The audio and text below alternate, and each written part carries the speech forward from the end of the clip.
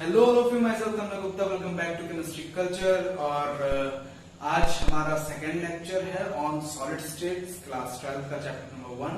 I hope आपको इसका पहला पार्ट, आज का पहला लेक्चर आपको बहुत अच्छा लगा होगा। जिन्होंने देखा है उनको अच्छा लगा होगा, जिन्होंने नहीं देखा है उनके लिए लिंक डिस्क्रिप्शन में प्रेजेंट है, आप चाहिए। उसमें मैंने सॉलिड्स की क्लासिफिकेशन को समझाया है बहुत अच्छे तरीके से।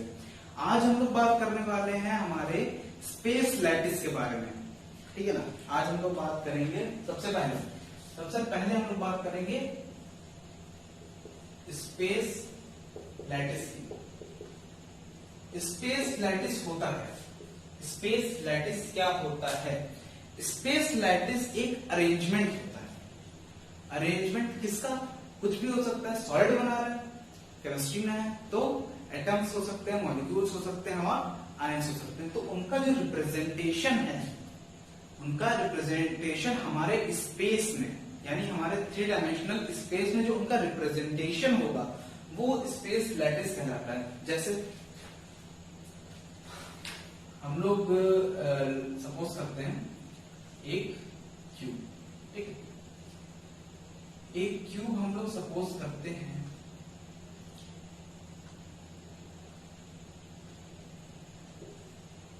अब उसके कॉर्नर्स पे किसी भी सॉलिड के एटम्स, मॉलिक्यूल्स, आयंस कुछ भी मान लो प्रेजेंट है, ठीक है ना। उनके कॉर्नर्स पे प्रेजेंट है। तो ये कौन डिसाइड करता है?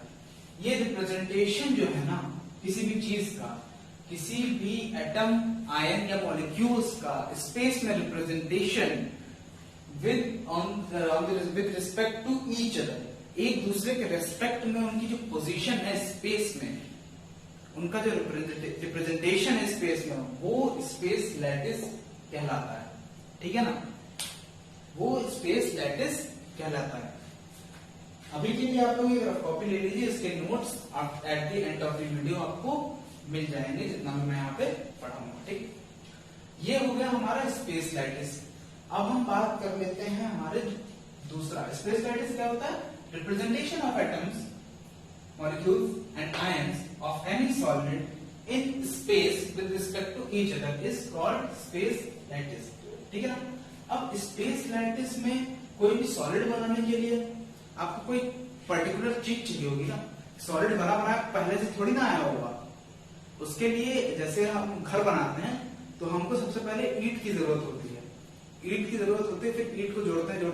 ईंट is the building block of our home या कोई भी बिल्डिंग होती है, ठीक है।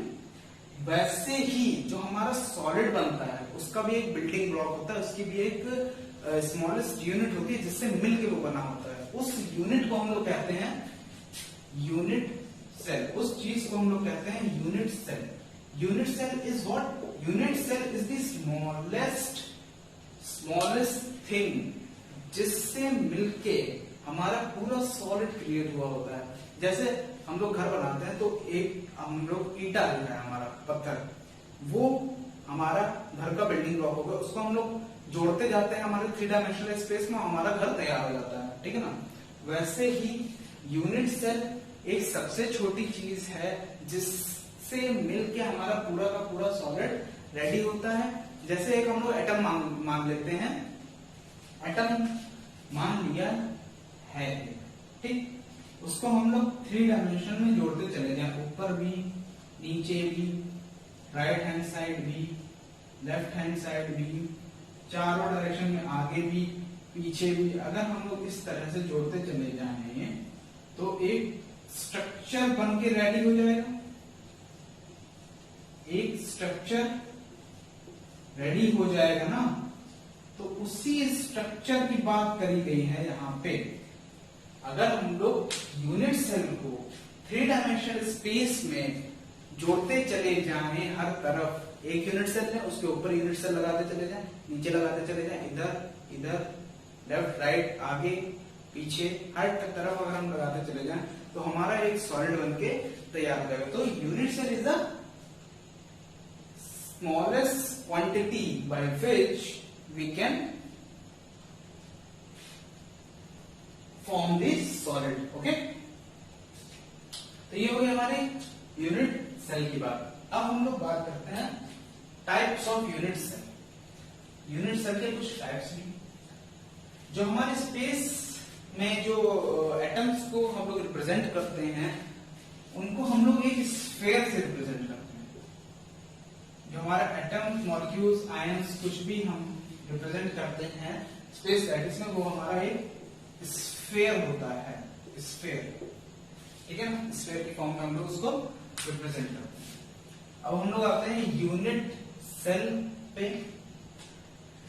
यूनिट सेल, यूनिट सेल को हम लोगों ने स्क्वायर कंसीडर किया हुआ, ठीक है ना. Unit cell is like a square.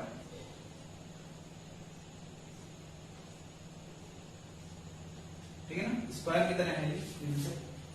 Unit cell दो तरीके से क्लासिफाइड होता है. पहला प्रिमिटिव यूनिट सेल, दूसरा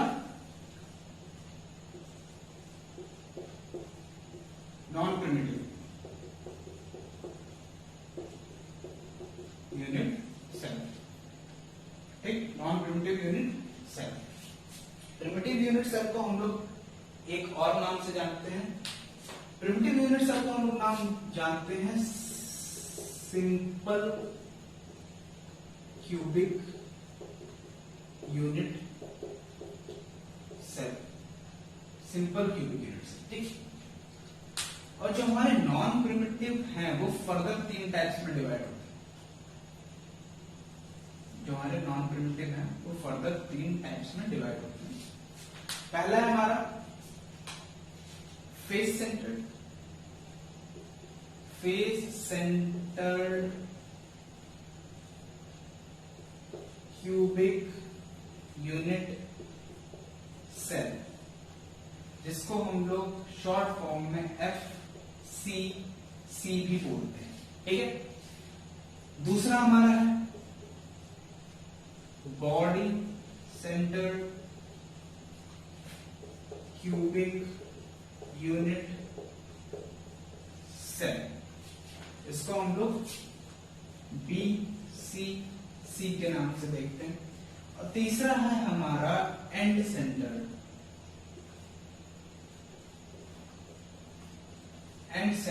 क्यूबिक यूनिट सेल.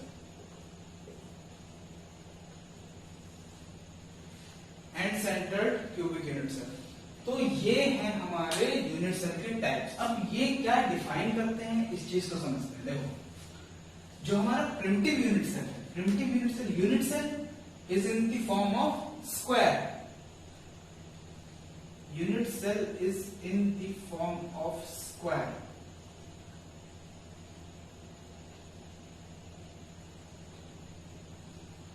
ठीक है भाई. यूनिट सेल हमारा एक स्क्वायर की फॉर्म में होता है. ठीक. देखो, प्रिमिटिव यूनिट सेल यानी simple cubic unit cell. Simple cubic unit cell में क्या होता है? सिंपल क्यूबिक यूनिट सेल हमको बताता है, या प्रिमिटिव यूनिट सेल हमको बताता है किसी भी यूनिट सेल में जो हमारे एटम्स हैं, मॉलिक्यूल्स हैं, आयंस हैं, वो सिर्फ और सिर्फ उसके कॉर्नर्स पे प्रेजेंट होंगे. यानी ये एक ये हो गया, एक ये हो गया, एक ये हो गया, एक ये हो गया, एक ये हो गया, एक ये हो गया, एक ये वाला, एक ये वाला भी. ठीक है ना. तो ये हमको बताता है, सिंपल यूनिट सेल हमको बताता है कि जो भी यूनिट सेल में हमारे एटम्स, मॉलिक्यूल्स या आयंस हैं, उनकी जो पोजीशन है वो सिर्फ और सिर्फ उनके कॉर्नर्स पे होगी. वो जो एटम्स, मॉलिक्यूल्स या आयंस हैं वो सिर्फ और सिर्फ यूनिट सेल के कॉर्नर पे ही प्रेजेंट होंगे. कॉर्नर पे. ये हम लोग का एक रिप्रेजेंटेशन का वे है. ये जो हम लोग डॉट डॉट से दिखा रहे हैं, डॉट डॉट, सर्कल डॉट्स, ये हमारा एक रिप्रेजेंटेशन का वे है. एक्चुअली अगर हम लोग इसकी एक साइड को देखें, ये वाली अगर हम लोग साइड ले लें, लेट्स से ये वाली जो हमारी साइड है, ये जो एटम मॉलिक्यूल्स और यूनिट सेल एटम मॉलिक्यूल्स जो और आयंस हैं वो मैंने बताया है स्फेरिकल होते हैं, स्फेरिकल होते हैं, ठीक है ना। तो अगर ये वाली हम लोग साइड ले लें, ऊपर वाली ये वाली, ठीक है ना, तो इसके कॉर्नर्स पे एक इधर है एक इधर है, दो एटम्स प्रेजेंट है, दो एटम्स प्रेजेंट है स्फेरिकली, स्फेरिकली वो लोग प्रेजेंट हैं। तो अगर एक साइड से हम लोग देखेंगे तो वो कुछ इस तरीके से प्रेजेंट होंगे, एक दूसरे को टच करते हुए। This is the way of representation, but वो इस टाइप से प्रेजेंट होते हैं स्फेयर फॉर्म में। एक साइड से अगर हम लोग इसको देखेंगे तो वो कुछ इस टाइप से रिप्रेजेंट होंगे, ठीक है ना। अगर हम लोग एक साइड का पूरा स्फेयर देखें, एक साइड का पूरा स्क्वायर देखें, ये तो एक ठीक है ना, ये तो एक क्यूब है, दिस इज अ क्यूब। अगर हम लोग एक साइड का स्क्वायर पार्ट देखें क्यूब का, ठीक है ना, तो वो कुछ इस तरीके से रिप्रेजेंटेड रहते हैं, ठीक है ना, एक दूसरे से टच होते हुए, एक दूसरे से टच करते हुए रिप्रेजेंट होंगे। This is the representation, real representation. ये सिर्फ हम लोग रिप्रेजेंट करने के लिए, ये रियल में रियलिटी में ऐसे रिप्रेजेंट होते हैं ये लोग, बट रिप्रेजेंटेशन ये डिफिकल्ट रिप्रेजेंटेशन है, इसके लिए हम लोग स्मॉल डॉट से रिप्रेजेंट करते हैं, ठीक है ना। तो ये हो गई हमारे रिप्रेजेंटेशन की बात। तो सिंपल क्यूबिक यूनिट सेल में जो भी एटम्स हैं वो सिर्फ और सिर्फ कॉर्नर्स पे प्रेजेंट होंगे, ठीक है। Face centred non primitive unit cell में तीन चीजें आती हैं, face centred, body centred and end centred. Face centred unit cell क्या होता है? फेस सेंटर्ड यूनिट सेल में जो भी हमारे एटम्स मॉलिक्यूल्स या आयंस हैं, ठीक है ना, जो भी हमारे, उसको बीच में बना देते हैं, इसी में सारी चीजें मैं समझा दूंगा। एक बनाते हैं फिर उसी में तीनों चीजें समझ लेंगे बड़ा सा, ठीक।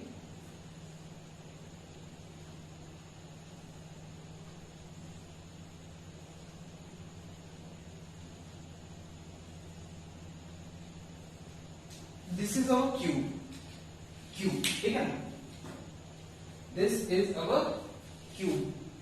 सिंपल क्यूबिक यूनिट में सिर्फ जो मॉलिक्यूल्स एटम्स या आयंस हैं किसी भी सॉलिड के यूनिट सेल के सिर्फ कॉर्नर्स पे प्रेजेंट होंगे। कैसे प्रेजेंट होंगे वो मैंने बताया। जो face centred cubic unit cell में, इसमें रिप्रेजेंटेशन कैसा होगा? Face centred cubic unit cell में जो भी हमारे एटम्स हैं वो कॉर्नर्स पे तो प्रेजेंट होंगे ही होंगे, कॉर्नर्स पे तो सबके प्रेजेंट होंगे, कॉर्नर्स किसी के खाली नहीं रहेंगे।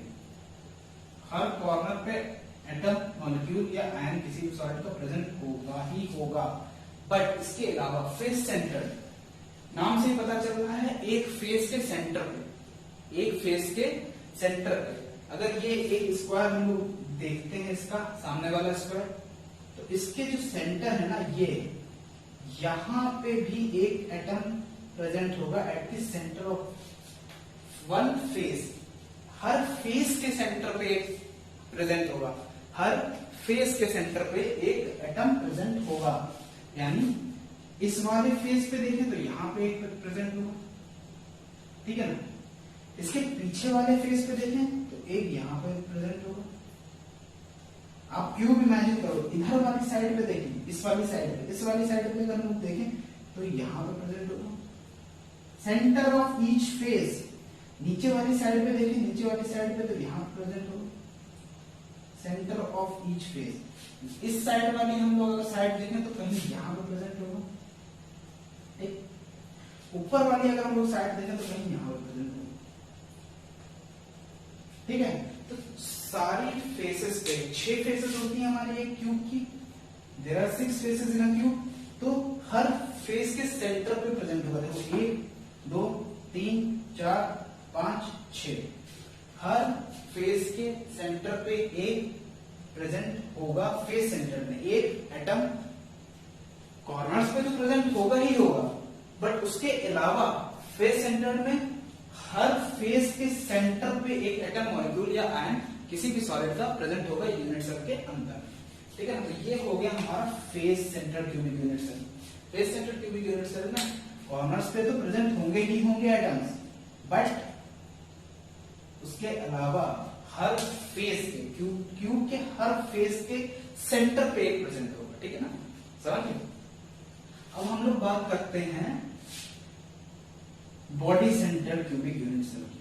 Body centre cubic unit cell की बात करते हैं, ठीक है ना, body centre cubic unit cell.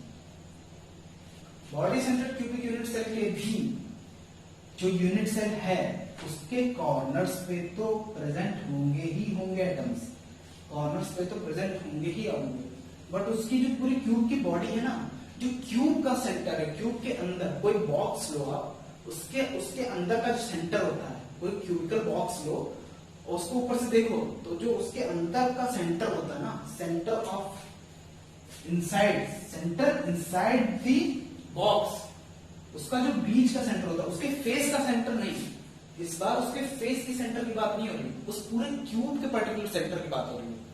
उस पूरे क्यूब के पर्टिकुलर सेंटर पे एक एटम प्रेजेंट होगा, बस एक, उस पूरे क्यूब के सेंटर पे एक एटम प्रेजेंट होगा, ठीक। एंड सेंटर्ड की बात कर रहे थे, end centred cubic unit cell, ये हो गया हमारा बॉडी सेंटर्ड। कॉर्नर्स पे तो प्रेजेंट होंगे ही होंगे एटम्स, कॉर्नर्स पे प्रेजेंट होने के साथ साथ जो भी क्यूब है हमारा, जो भी यूनिट सेल है, उसके सेंटर पे प्रेजेंट होगा एक एटम या मॉलिक्यूल या आयन, ठीक।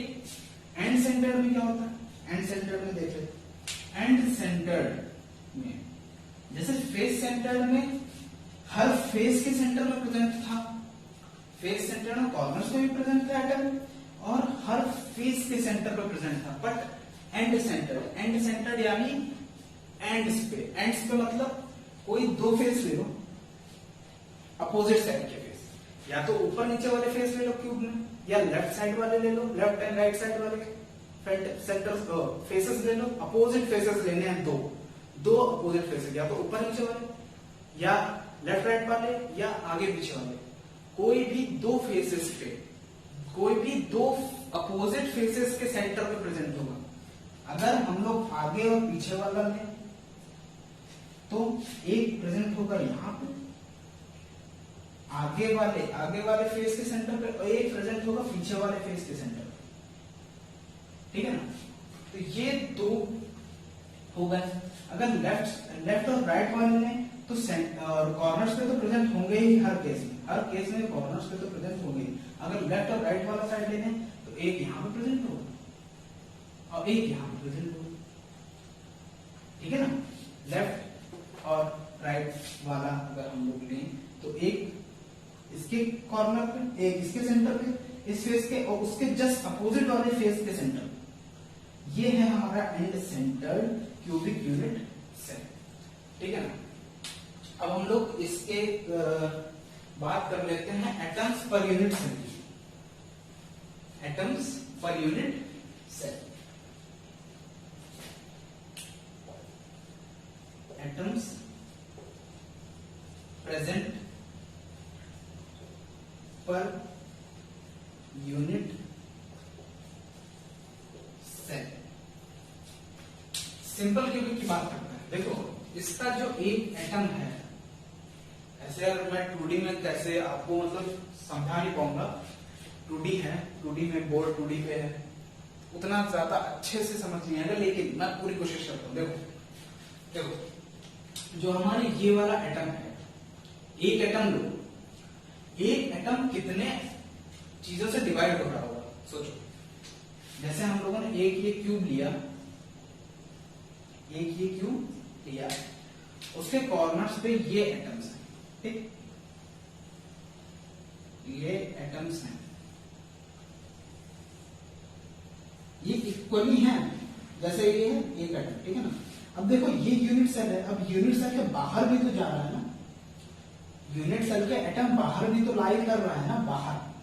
अगर यूनिट सेल जोड़ते चले जाओगे तो ये इनसाइड दी सॉलिड आ जाएगा पूरा, ठीक है ना। बट एक यूनिट सेल की जब बात करें, एक यूनिट सेल में, यूनिट सेल के अंदर तो सिर्फ इतना पार्ट है ना,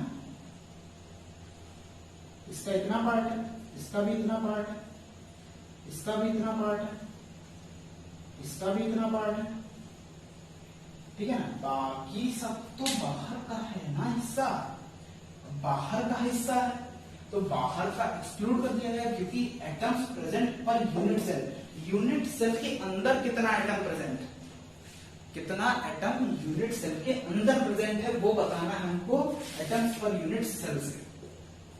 ठीक, एटम्स पर यूनिट सेल से हम लोग सिर्फ इतना बताते हैं कि एटम के अंदर कितनी क्वांटिटी प्रेजेंट है, यूनिट सेल के अंदर कितनी क्वांटिटी प्रेजेंट है एटम की।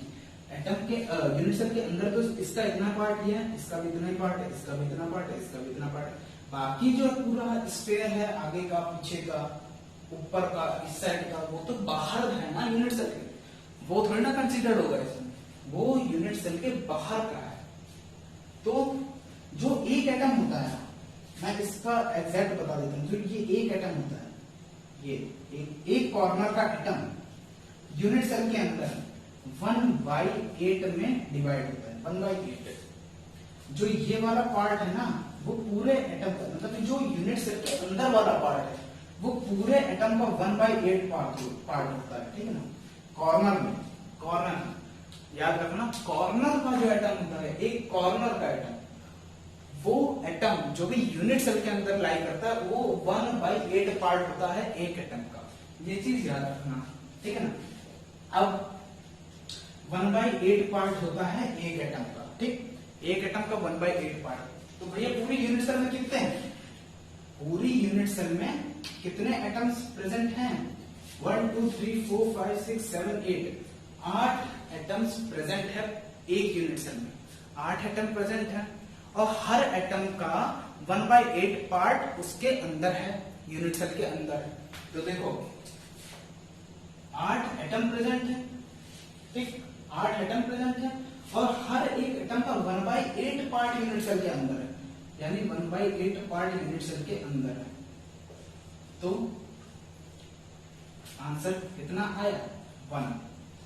यानी सिंपल क्यूबिक के केस में 1 atom present per unit cell, 1 atom is present in a unit cell, 1 atom per unit cell present होता है, एक एटम प्रेजेंट होता है पूरा टोटल, जितने एटम्स अंदर है किसी भी यूनिट सेल के, वो अगर हम लोग सारे मिला दें तो वो सिर्फ एक एटम के बराबर होता है। ठीक है ना, तो atoms present per unit cell in a simple cubic unit cell is 1। ठीक, अब आते हैं हम लोग फेस सेंटर्ड पे। अगर हम लोग एक फेस लेते, ये चीज याद रखना कि कॉर्नर्स का जो एटम है वो 1/8 पार्ट में डिवाइड होता है। ठीक, अब फेस सेंटर बताते हैं। देखो एक फेस ले लो, उसके सेंटर पे कोई एटम प्रेजेंट है, सेंटर पे एक कोई एटम प्रेजेंट है। ठीक, अब केस क्या हो गया, देखो आधा एटम इधर प्रेजेंट होगा, आधा एटम अंदर प्रेजेंट होगा। ठीक, ये अगर हम लोग प्रेजेंट कर रहे हैं, अगर हम लोग ये लाइन देखें, ये वाली लाइन अगर हम लोग ऐसे देखें, ये स्क्वायर को हम, ये स्क्वायर ऐसे ऐसे है, इसको मैंने ऐसे ऐसे रख दिया। ठीक, अब हम लोग देखेंगे एटम की पोजीशन, ये आधा एटम क्यूबिक यूनिट सेल के अंदर है और आधा एटम यूनिट सेल के बाहर है। तो भैया इसका रेशियो क्या हो जाएगा, इसका रेशियो हो जाएगा 1/2, क्योंकि आधा अंदर है आधा बाहर। समझ आ रहा है, आधा अंदर है आधा बाहर है। तो फेस सेंटर्ड में, फेस सेंटर्ड का जो यूनिट सेल का होता है, फेस सेंटर्ड पे जो भी एटम प्रेजेंट होता है हमारा, उसका जो जितना प्रेजेंट होता है यूनिट सेल के अंदर, वो 1/2 होता है, 1/2 part of are atom present inside the unit cell. ठीक है ना। अब देखो इसमें फेस सेंटर्ड में कॉर्नर्स पे तो प्रेजेंट हैं, कॉर्नर्स पे तो एलिमेंट्स, एटम्स, मॉलिक्यूल्स या आयंस प्रेजेंट हैं ही हैं। तो वो तो हो गया 8 कॉर्नर्स पे प्रेजेंट है। ठीक, उनका जो कॉम्बिनेशन है यूनिट सेल के अंदर कितना वो आ रहा है, यूनिट सेल के अंदर कितना है, वो 1/8 है रेशियो उसका। ठीक, अब इसके फेसेस कितने हैं, 6, यानी 6 सेंटर पे प्रेजेंट है, 6 है ना, 6 ऐसे एटम्स प्रेजेंट हैं हर फेस पे 6 फेसेस 6 एटम्स प्रेजेंट हैं और उनका जो रेशियो है वो कितना है 1/2 तो कितना हो गया 1 और ये 3। तो यहाँ पे जो फेस सेंटर्ड के केस में there are 4 atoms per unit cell 4 atoms present per unit cell, ठीक है ना। 4 atoms present per unit cell in the case of face centred, समझ आई बात, ठीक है। फेस सेंटर्ड के केस में 4 atoms per unit cell present है। अब हम लोग आगे बात करें, देखो अब हम लोग बात करेंगे body centred cubic unit cell. इसको मैं अभी लिखवा दूंगा, कोई दिक्कत नहीं, ठीक। इसको मैं अभी लिखवा दूंगा, एटम्स प्रेजेंट इन पर यूनिट सेल। अब बात करते हैं बॉडी सेंटर की। बॉडी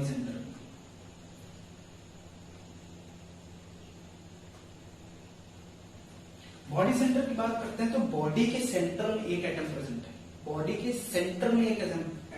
है। यानी इस क्यूब के सेंटर में कोई चीज प्रेजेंट है। सेंटर में कोई चीज प्रेजेंट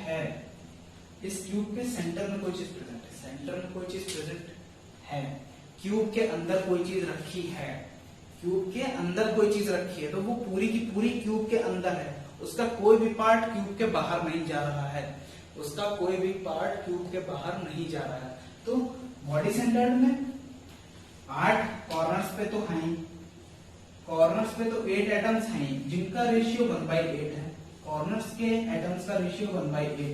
बट ये जो बॉडी सेंटर का एटम है, पूरा का पूरा क्यूब के अंदर है, तो उसका जो पार्टिसिपेशन है वो कितना हो जाएगा 1। पूरा का पूरा है उसके अंदर, क्यूब के अंदर कोई भी चीज रखी है तो वो पूरी की पूरी क्यूब के अंदर है ना, कुछ भी बाहर नहीं है उसका क्यूब के, तो वो पूरा का पूरा एक पार्टिसिपेशन करेगा, ठीक है ना। तो बॉडी सेंटर के केस में 1 + 1 2 atoms per unit cell is present in the case of body centred cubic unit cell. 2 atoms per unit cell are present in this, ठीक। अब बात करते हैं एंड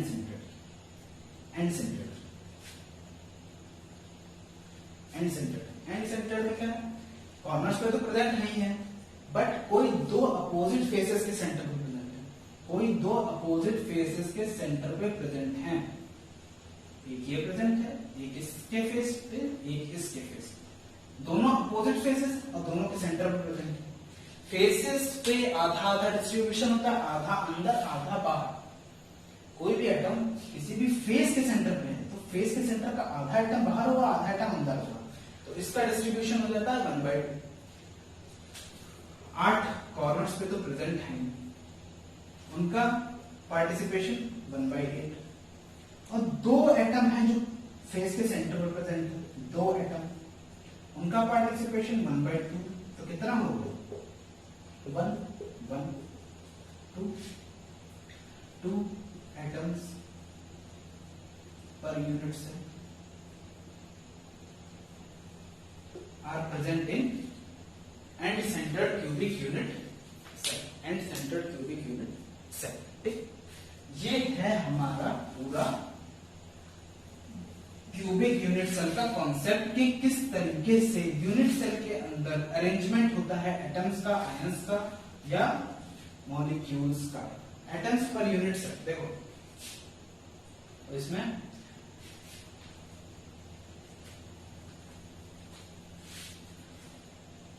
बना लेते हैं, टेबल बना लेते हैं एटम्स पर यूनिट सेल, ठीक है ना। Atoms present per unit cell, पहला है सिंपल क्यूबिक, ठीक। दूसरा है फेस सेंटर। फेस सेंटर को मैं FCC लिख रहा हूं, शॉर्ट फॉर्म होती है FCC के नाम से, क्वेश्चंस भी आते हैं FCC करके, ठीक है ना। बॉडी सेंटर को मैं BCC लिख रहा हूं, बॉडी सेंटर क्यूबिक यूनिट से, body centred cubic BCC। And centre को लिख रहा हूं एंड सेंटर, ठीक। सिंपल क्यूबिक के केस में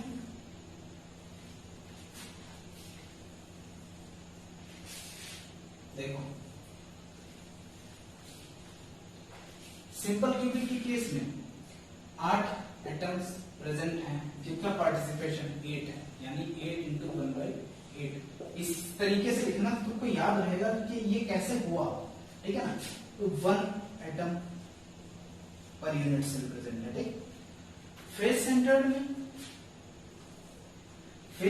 में 8 कॉर्नर्स पे तो प्रेजेंट है जिसका पार्टिसिपेशन 1/8 है, बट उसके अलावा 6 फेस के सेंटर्स पे भी प्रेजेंट है, 6 फेस के सेंटर्स पे भी प्रेजेंट है जिसका पार्टिसिपेशन 1/2 है। तो ये 1 और ये 3, तो ये हो गया 4 एटम्स। बॉडी सेंटर्ड में 8 कॉर्नर्स पे तो प्रेजेंट है ही है, बट एक बॉडी के सेंटर में प्रेजेंट है तो उसका पार्टिसिपेशन पूरा 1 होगा, तो ये 2 एटम्स, ठीक। और एंड सेंटर में 8 कॉर्नर्स पे तो प्रेजेंट है ही है, बट 2 अपोजिट फेसेस के सेंटर पे प्रेजेंट है, तो सेंटर पे जो फेसेस के सेंटर पे एटम प्रेजेंट होता है वो है 2, उनका पार्टिसिपेशन 1/2। तो this is gonna be 2 atoms per unit cell in end centre cubic unit cell, ठीक। ये हो गया हमारा end centre, body centre, face centre और सिंपल क्यूबिक यूनिट, यानी यूनिट सेल के ये क्लासिफिकेशन हो गया। अब एक चीज हम लोग और पढ़ लेते हैं जो है कोऑर्डिनेशन नंबर। कोऑर्डिनेशन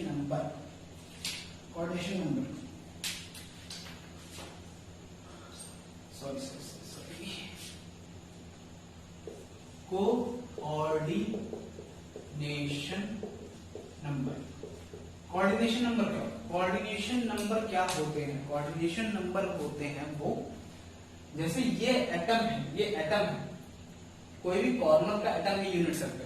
अब यूनिट सेल एक थोड़ी ना होगी, किसी भी सॉलिड में बहुत सारे यूनिट सेल होंगे, एक के ऊपर एक के नीचे, इधर उधर आगे पीछे हर तरफ यूनिट सेल रखी होंगी। तो किसी एक यूनिट सेल को पकड़ो, एक यूनिट सेल जो अंदर है, चारों तरफ से घिरी हुई है, उसका एक एटम ले लो। इस एटम के आसपास, यानी इस एटम से कितने एटम और टच कर रहे होंगे दूसरी यूनिट सेल के, है ना। जैसे ये यूनिट सेल है एक हमारी, अब इसके पास में भी एक यूनिट सेल होगी इस टाइप से, इसके पास में भी एक यूनिट सेल होगी ना इस टाइप से,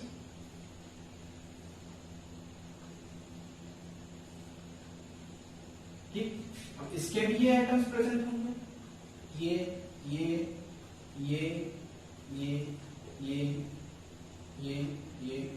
तो ये एटम, जो ये पर्टिकुलर एटम है, वो कितने एटम से टच कर रहा है अपने चारों पोजीशंस में, अपने चारों तरफ 3 डायमेंशन में कितने एटम्स से टच कर रहा है, वो नंबर हमारा कोऑर्डिनेशन नंबर कहलाता है। वो नंबर हमारा कोऑर्डिनेशन नंबर कहलाता है कि कितना कोऑर्डिनेशन है किसी भी एटम का, कितना कोऑर्डिनेशन नंबर है, कितने एटम्स और उसको टच कर रहे हैं दूसरी यूनिट सेल में, ठीक है। ये हमारा कहलाता है कोऑर्डिनेशन नंबर, ठीक